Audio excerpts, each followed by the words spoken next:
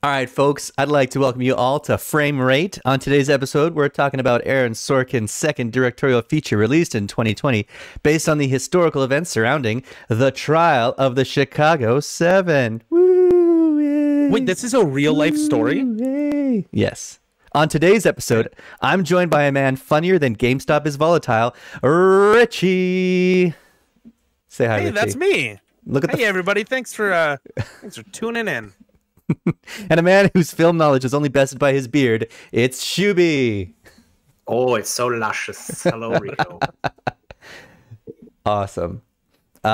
Folks, You know how he got his beard to look so good, Rico? How did he- Sorry to cut you off there. how did he get his beard to look so good? By using Manscaped. Don't forget to use the promo code film rate on Today's no, checkout what's for no, 10% he's off. no, it's not Manscaped, it's Hims. He's been using Hims. This episode brought to you by Raid Shadow Legends. Download Choo-choo. today. God, we suck. God damn it.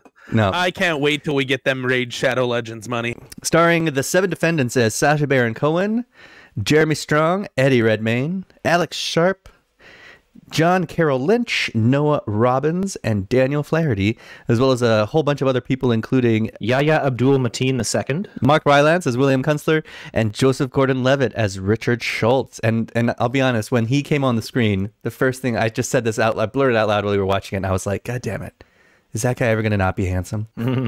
He is perpetually good looking. I was just going to say Frank Langella.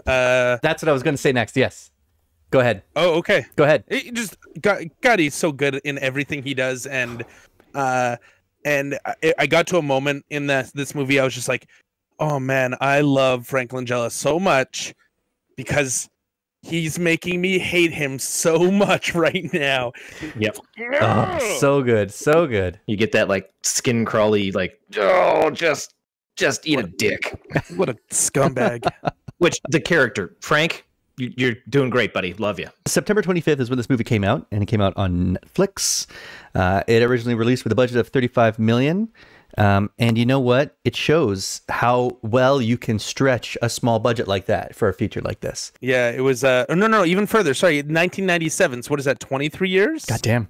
I wrote that down in my notes. It was Aaron Sorkin wrote it to be a Spielberg movie.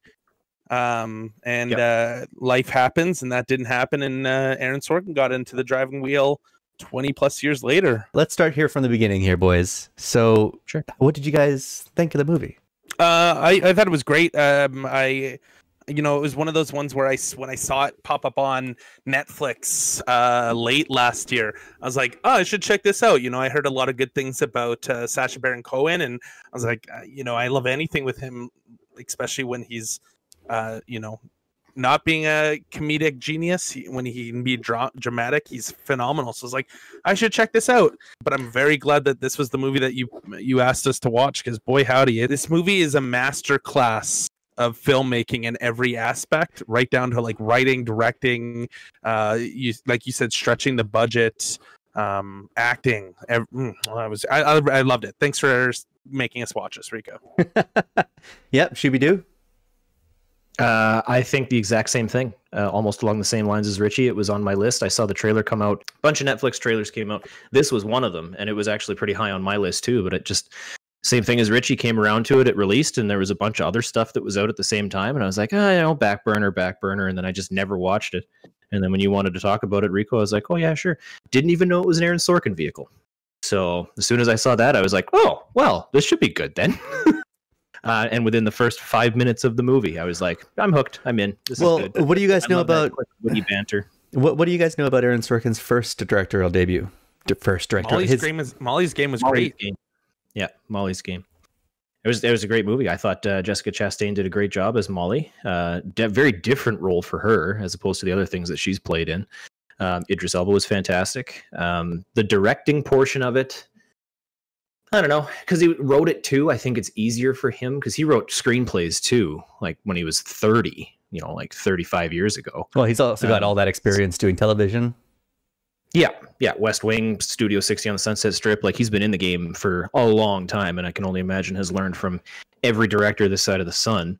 So I think it just comes naturally to him, which shows on screen, because like you say, it's with anything that you watch that's made by him, whether it's just written or written directed, produced, everything's he spins gold. Oh, don't forget about what's it called? The Social Network. That's what I was thinking of. Not directed, but written and produced. Huzzah. Okay. So this is going to include some critique in it as well. So I loved the movie, of course. I thought that, you get into it and the movie starts with this, introducing the setting, introducing the time, the place, the people, all the players involved. And then it gets into the courtroom stuff. And I just fell in love, as you do with any of Sorkin's material. You fall in love with the dialogue and the drama that's happening there, the words on the page, alive on the screen. You just can't get enough of it. And you want more and more of it. And you get more and more of it. And it's amazing and fabulous. But I will admit that it did feel more like an extended television episode than it did a feature film. And that's not necessarily a negative thing. When I finished watching this, I couldn't believe that it was a 2-hour movie. Like that movie was over 2 hours. It felt like time had gone by so fast.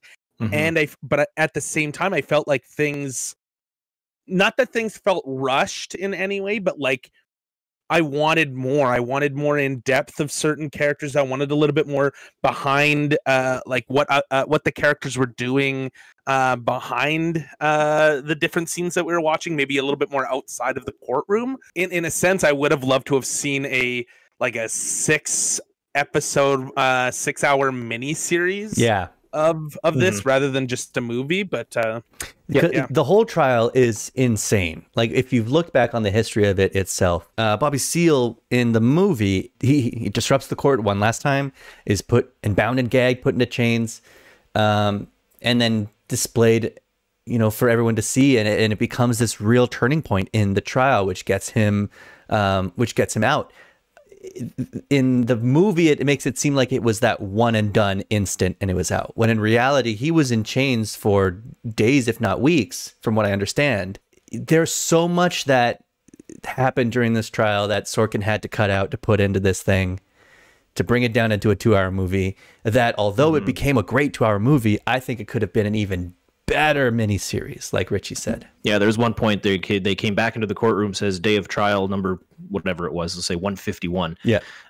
The judge asks one question. I think it's Abby Hoffman that answers the question, and then they cut to black and it's the next day. I'm like, a whole scene for one question? Like you could have stretched that out a lot more. So absolutely, at least 6, if not 10, I would even say, episode miniseries would have been. I'd have been hooked. I'd have been watching every week. Or I guess if it was on Netflix, it would have been released all at once. I'd have binged the whole thing. So in a movie like this, what do you feel in a cast so wide like this? Where do you draw the line between main cast and supporting cast? That's a good question. That's a great question. Yeah, because I noticed.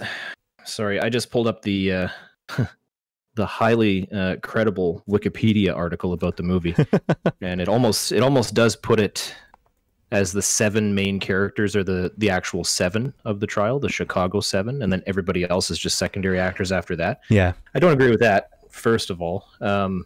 Main cast, Lee Weiner and John Froines, except for when they said the names in court, I'm like, I don't even know who these guys are.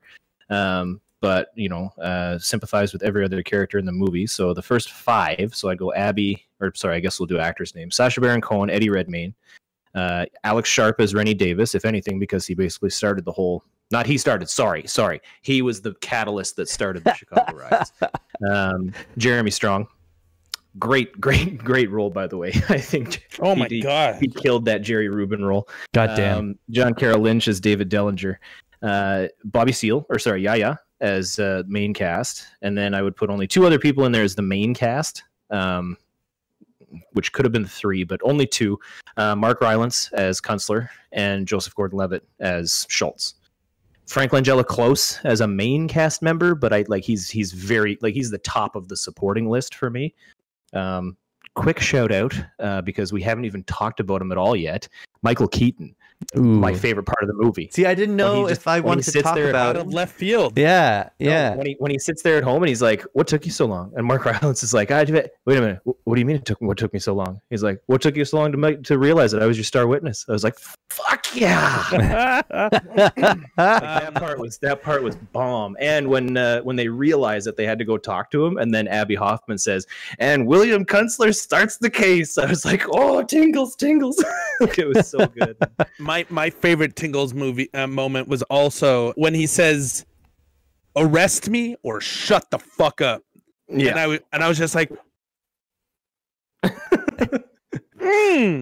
motherfucker, Michael Keaton, ladies and gentlemen. That's my Batman. So That's my Batman. It was so good, man. I love the role. Him as Ramsey Clark. So, in talking about the characters in the show, when you write something like this, and when you put together a story like this that has so many active players involved, who do you think, now that we've talked about main cast and supporting cast, who, in your opinion, do you feel is the hero of the film that the audience strives to, that the audience cheers for, and that the audience strives to see succeed? Well, I think, you know, the obvious answer in this is Eddie Raymond as Tom Hayden.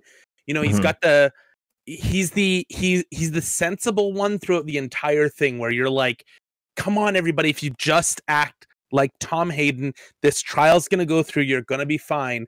But then as time goes on, you start to hear from Abby Hoffman and Jerry Rubin, and they're like, no, we're a part of the revolution, and you're part of this, and you know this. We can't just drop who we are to put on a facade to win this trial. We need to keep this up for the people, to stop this war, to stop what's happening. And it's this beautiful moment where nobody from the Chicago 7 rise. They're all seated in solidarity, but Eddie Raymond stands up and he has that moment where he looks around, he's like, shit, like sits down and he blames it on force of habit. That's such a poignant moment in the movie where you have this little bit of a reversal where all of a sudden this person that you're on the side of, oh shit, he's kind of the bad guy of the Chicago 7.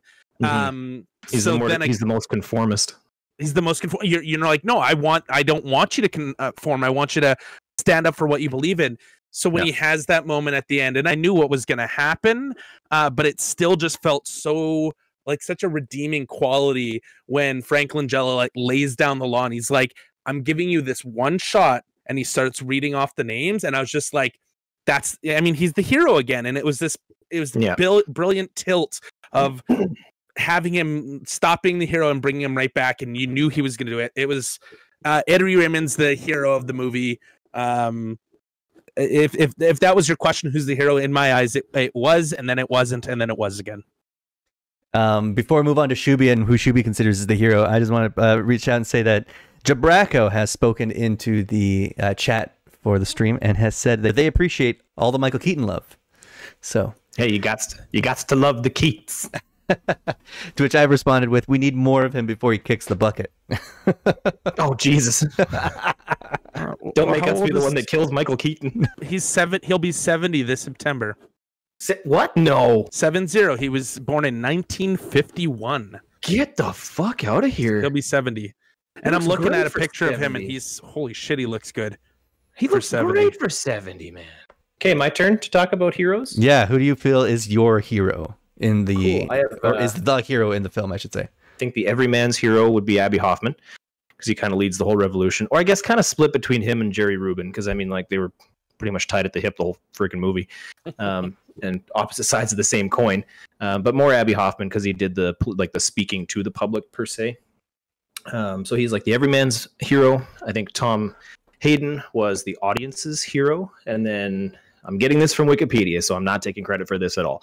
But Aaron Sorkin said that with everything going on with George Floyd and Breonna Taylor and Ahmaud Arbery, for this movie to come out after all that and have the emphasis on the Bobby Seale stuff and excuse me, and the Black Panther Party, perfect timing, because you made Bobby Seale a hero of the movie as well. And I was right there with him, rooting for him every time he stood up and said, "Your Honor, I'm not being represented properly. My counsel isn't here." All this stuff, and they're just like, "Ah, shut up, sit down." I'm like, "Oh my God, what was this like?" And I was like, I'm glad we live in a time now, progressive as we've come. Sure, there's still a lot of problems in the world, but I'm just glad we didn't live back then when black people literally had zero rights.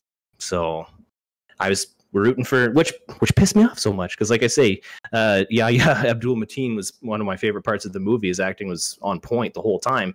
And then halfway through the movie, they're like, no, it's fine, mistrial, you're gone. And then we don't get to see him again. And I was like, that's a travesty. But, so yeah, those are my three heroes. Tom Hayden, Abby Hoffman, and Bobby Seale. Just to add on to what you said, what a perfect time for this movie to have come out. Like, had this movie been made in 1997, I'm sure, obviously, like, it still would have hit on a whole bunch of points. It feels weird to say this, but what a perfect time for this movie to come out. End of the year last year, you know, we have everything happening. You know, now we've got the president going to trial, and how that will handle with all the people, all the insurrectionists that Donald Trump. Fuck, you know what? I don't care if he calls me up to go and he's going to try to arrest me. Goddamn, Donald Trump started a riot. He's the trial of the Washington 7. The Senate 7. Yeah, he's the Washington 1, right? The trial of the Washington 1. And it ain't going to work out the same as this movie. No. So sorry, and we should just preface this by saying that this movie was filmed in 2019. I think, for if anybody's confused about why we're talking about all the perfect timing stuff. It's not like George Floyd, Ahmaud Arbery, Breonna Taylor happened, and then they filmed this movie, and it was a good allegory to what was happening in the world. They filmed this before that even happened. So that's what I think is it's unfortunate perfect timing, I could say. Yep. On the subject of heroes, the person or the character who I feel is the hero in the story, or something that I think we should root for, Judge Julius Hoffman. Judge Julius Hoffman. He tried so hard, and oh, man, all those people were against him. You know, no, it's another person in that courtroom. It's William Kunstler. I feel that William Kunstler, his drive and determination to seek justice and, you know, and freedom for his clients, for the people, the respect not only that he has for the judicial system, but for himself and his clients and his partner as well. Like, it's immeasurable. Judge Hoffman, he dished out over 159 counts of criminal court contempt to these people, more than imposing sentences, and I'm also reading this off of Wikipedia just to double check, imposing sentences ranging from less than 3 months for Weiner to over 4 years for Kunstler. Sorry, 4 years. He fought so hard for his clients, for their justice, for their right to the First Amendment. Luckily, most of this stuff was released and overturned and all that stuff, and appealed and everything like that. But the fact that he knew going into this, you know, 5 minutes dealing with that judge, that shit was not going to be easy for them, that they were not going to win this trial, but they had to get everything they had to say on the record, because it wasn't this trial that mattered. He knew for a fact that this judge was going to be a corrupt, racist, biased piece of shit. Oh, Frank Langella made me hate him. One of my favorite parts of the movie was whenever he said something, whenever Kunstler would say something objecting, and then all the 7 would go overruled in unison. Overruled. Frank Langella would say, yeah, overruled. It's like, that's perfect. Because you just knew you couldn't win with the guy. And just like Rico said, like, you knew you weren't going to win. You just had to put up the best fight you could. Rico, I'm glad that you said it, because it reminded me at the beginning of the movie when Kunstler was straight up like, anytime that anybody on that side of the courtroom was saying something or doing something, he had the like, oh, come on, guys, just like, hold on. It only made it so much better for when later, when he gave Judge Hoffman the like, no, fuck you. Fuck you right now. And he had that moment. It was just such a win that it was, it felt good. It felt good for his character. And I too, you know, I agree with you. He was definitely a hero of the movie as well, Rico. Good call. Absolutely. So moving on from characters and actor performances to some interesting tidbits that I knew about this production here. Originally, Aaron Sorkin wanted this movie to be peppered with music from the time that this movie took place, from the 60s, and eventually made the choice during production. Actually, I think it was during editing, during post, that he was like, you know what, let's just score it and keep it timeless. Do you think this movie would have been better or worse with licensed pop music, essentially? I think in certain scenes it would have worked, like the marches on the hill, down the street for the riots, going to get Tom Hayden out of jail. I thought like that "Fight the People" music. Yeah, like you could have thrown in some Stones there, or maybe some Grateful Dead or something like that. Would have worked, but for times like in the conversational times when they're all talking there in between sessions, it just wouldn't have fit very well. I thought the music was fine the way it was. That being said, that we didn't have Grateful Dead and the Stones and Zeppelin and all that during all the other times in the movie when they were fighting the power, it didn't take anything away from it for me, but I was fine with it. I think Aaron Sorkin made a good decision then. No, I agree. I never thought of it in the sense that you just mentioned of like, let's make it timeless. As much as, you know, we date this as being the 60s and we have hippies and the Black Panther, this movie is timeless. It can be that this could be happening in 2020. I mean, it is happening in 2020. Mm-hmm.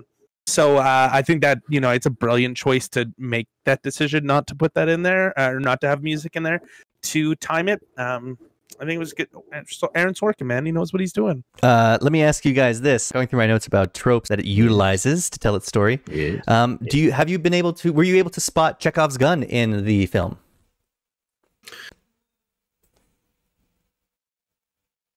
No. I'm just trying to think now. So Chekhov's gun is Rennie's list of Vietnam War dead names. He introduces it right in the beginning, first act, talking about how, you know, this is what the trial is for. This is what we're talking about, and he says right out of the gate, like, we should read this off in trial, and then they eventually do. Right. Yeah. No. As soon as you said that, I was like, oh yeah, right. They made mentions of it, little mentions throughout the whole movie.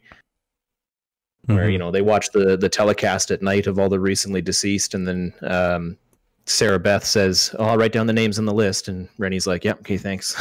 It's like they keep bringing it up, and then, like you say, bring it up at the end.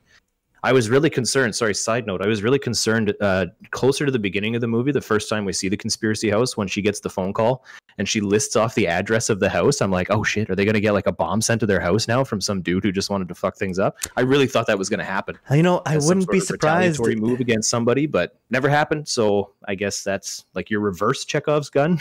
You're going to put something in a movie, fucking use it. I wouldn't be surprised if that's something that happened right in the real world. Like if they didn't really get a threat, you know, in real life, and it wasn't put into the movie. I guess, yeah. Like we said before, miniseries. Could have thrown it in there. It was never said in the movie, but I had read it afterwards that in the real book, it wasn't just American soldiers' names that were being written down. It was also the Korean soldiers' names. Vietnamese. Everybody that, or Vietnamese, sorry, Korean. Ooh, boy. Not yet. It was every person that was killed in that war that he wrote down in that book to really drive that point home. So Gotcha. Also, I just wanted to say that I thought this movie was a very good mix between A Few Good Men and 12 Angry Men. If 12 Angry Men, instead of the jurors, it was the defendants. 12 Angry Men, though. That's a good movie. What a good movie. Ritchie, you seen it? That needs a remake. I was It does. They tried to do that 97 TV movie with Jack Lemmon. It was okay, but the original with Henry Fonda is still one of my favorite movies. And I thank my dad for showing it to me when I was like 9. Yes, they deserve to die, and I hope they burn in hell. Yeah, there you go. That's what I want to yell in a courtroom one day. That's my really bad Sam Jackson impersonation. That's a really bad Sam Jackson. I only know it. I gotta look it up now. I only know it from the Dave Chappelle parody. Is it from A Time to Kill? That seems to be the only movie that it works in. Thank you. I just finished typing in Sam Jackson's name. It is A Time to Kill with Matthew McConaughey. What did you guys think of the non-Americans' American accents? Ooh, that's a great question. So Sacha Baron Cohen, Eddie Redmayne, and Mark Rylance and Alex Sharp, all British and all play American characters. I'll start it off by the best accent in the movie, because as soon as you said it, I didn't even realize it. I didn't know Alex Sharp was British. So he's got the best accent, because I literally thought he was American. You can tell a few times in the movie that Eddie Redmayne slips up as Tom Hayden, but it's still good. I also I find it funny how when Eddie Redmayne, unless he's doing it for the character itself, but anytime Eddie Redmayne uses an American accent, he drops his register. Oh, British. He has a natural, very kind of a higher pitched voice, not a high pitched voice, but a higher pitched voice. And when he uses an American accent, he drops it down, which I find funny. Sacha Baron Cohen was okay for his accent, although it came across as more of a New Yorker accent as opposed to a Massachusettsian. Is that a word? A Bostonian accent. Because Abby Hoffman was from Massachusetts. If Abby Hoffman was from New York, Sacha Baron Cohen's accent would have been great. Mark Rylance supposed to be from Massachusetts, but I don't know. He's one of those ones where you can always tell that kind of tinge of an accent with him. It's okay, but you can tell that it's not very good. It's kind of like Jason Statham trying to use an American accent. It just doesn't work. Hello, I'm Jason Statham. Arnold Schwarzenegger. I'm from New York. No, you're not. I'm the opposite when it comes to Eddie Redmayne. I think I've only seen one or two other movies that like I could be like, oh yeah, that was Eddie Redmayne. That was Theory of Everything, where he played Hawking. I keep saying Redman, don't I? You keep saying Raymond. Yeah, the Danish girl in the Theory of Everything. For me, he was not an actor that I like. I didn't go, oh yeah, he's British, and I can tell that he's pulling on an accent. But there was a couple of times where just things sounded different or off, or so I kind of see that a little bit. Sacha Baron Cohen's great. Like his accent was strong throughout the entire thing. Like Greg said, maybe not the right accent, but it was good. Spot on by everybody. I think everybody did a good job, and it's not an accent, but John Carroll Lynch's voice is so peaceful to me, and I think that goes. It's funny. I think that goes back to a weird thing of the Drew Carey show. That used to be like a show I would love watching, and when he played Drew Carey's brother, who did Dressed in Drag. Yeah. Holy shit! What a callback. That's right. So his voice kind of sits in here with me for some special reason, and so I could just hear him talking like when he had the moment where he was pulled out of the courtroom when he punched the guy and then got so meek and said, "I'm so sorry, I'm so sorry." Yeah. I was like, oh my God. I love watching John Carroll Lynch in anything. He was great in The Founder. He was great in this. Great in everything. I also really liked Jeremy Strong's hippie accent as Jerry Rubin. It was that perfect. It wasn't like beat you over the head like, yeah, man. It wasn't Tommy Chong. Yeah. But it was just the right amount of like that slight hippie accent where he's like, come on, man. It's like, it was come on, dude. Come on, bro. She broke my heart, exactly. Man. How long did he know her? 93 hours. Felt like a lifetime. Everybody say hi to an actress friend of mine, Sarah Mayfield. She's in the chat. Well, thanks for joining in, Sarah. Welcome to the amateur hour. Thank you. Yeah, Sarah Mayfield is in another stream show podcast called Tabletop Titties, where her and a bunch of progressive folks play tabletop RPG, and it's good shit. Topless? Oh gosh, boys, please don't. Up right now. What? No, I just meant like, cause I was talking about how I was losing weight. No, so like I could play too. TOS. That doesn't work that way. TOS. We're now going to give recommendations on movies that we think you will enjoy. If you enjoyed The Trial of Chicago 7, and if you enjoyed the actors and actresses in this film, we are each going to give you a recommendation on one or two of those people, as well as the movie itself. Should be, before you give your recommendation, why don't you also talk about where people can find you as well online, and then give your recommendations? Sure. People can find me online, twitch.tv/Shubidoo. That's SCHUBEYDO. Very casual gamer. Usually I play with Leighton Life up here in the top corner there.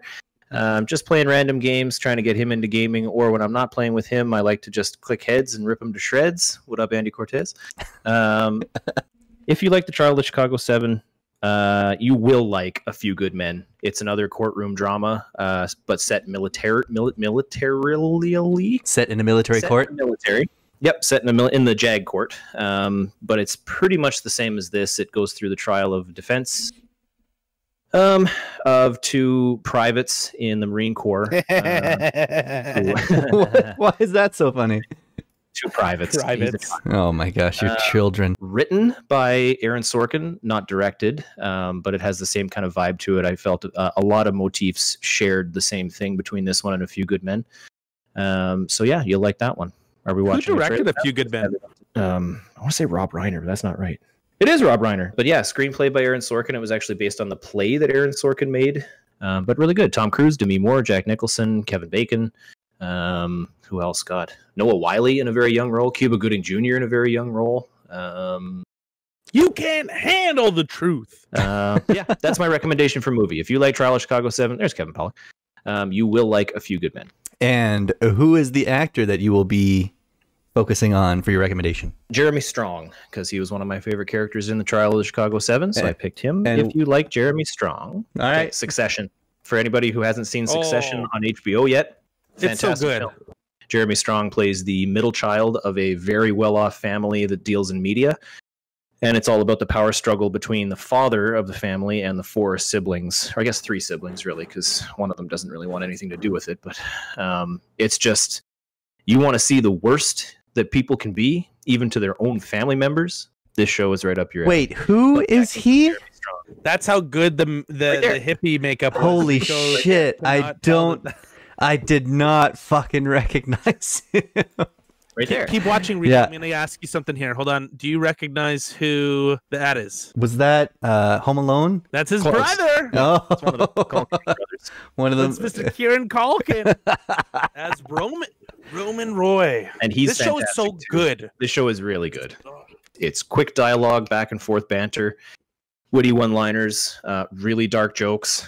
Some real fucked up shit happens in that show. It's like a train wreck. You can't turn away. Thank you for that, Greg. Thank you for that, Chibi. So, Ritchie, where can people find you, and what is your movie recommendation? So you can find me on Twitter at Panas043. That's PANAS043. And like mentioned by Mr. Shooby-Doo below, you can find me also on Twitch, twitch.tv/late in life. Because I'm a late in life gamer who's just trying to learn video games for my kids' sake. If you want to get kind of a little bit of away from the Aaron Sorkin courtroom drama, check out Philadelphia. Ooh. It's a great courtroom drama. Both of them play lawyers, so you kind of get this, like, they're both super intelligent banter, witty talk. But Tom Hanks finds his boss finds out that he's gay, because he's got AIDS, and they fire him. But they wrongfully fire him, so Tom Hanks gets a young up-and-coming lawyer in Denzel Washington to represent him. But guess what? Denzel Washington might just be a little bit homophobic. It's so good. I'm pretty sure Tom Hanks won an Oscar for this movie. Definitely check out Philadelphia. It is a phenomenal movie. Again, I said right at the beginning, I love him so much. He's so goddamn good that he turned my love into a hate for him because of this character work in everything that Frank Langella does. And if you want something that even kind of fails again, this could have been my recommendation for a movie. If you liked the Trial of the Chicago 7, check out this other kind of tale of time, Masters of the Universe, where our good friend Frank Langella plays Skeletor. What are you? If you like Chicago 7, you'll love He-Man.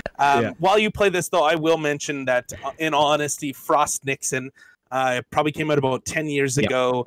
Frank Langella as Richard Nixon in the very infamous interview. Everybody in this is good. It's a movie that kind of it got a lot of accolades and got critical like, oh my god, the critics love this movie, but I don't think enough people saw it because it is a political movie about Richard Nixon, and fuck that guy, I don't want to see more of him.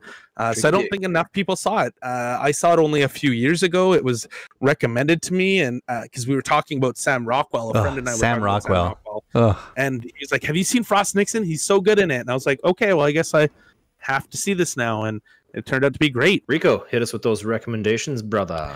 Well, folks. And where can we find you? Oh, yeah. You can find me on Instagram and Twitter at Rico the Bard. You can also find me on Twitch at Rico the Bard. I play games. I don't really have a brand when it comes to games. I just play games. Ladies and gentlemen, I want to introduce you to, if you like courtroom dramas, ladies and gentlemen, it is Kramer versus Kramer, another legal drama written and directed by Robert Benton, based on a novel of the same name that stars the wonderful Meryl Streep and Dustin Hoffman. There's still something about Kramer vs. Kramer that just kind of sticks with you because it is so fucking real in how it depicts like the psychological, like the, basically like how it, I don't know if I've never been through divorce, but I imagine it would fucking suck to be the kid caught in the middle of that. And I think this movie did a great job of touching on those things, on those social issues, you know, things like fathers and women's rights. Who wins, Kramer or Kramer? The audience, that's who.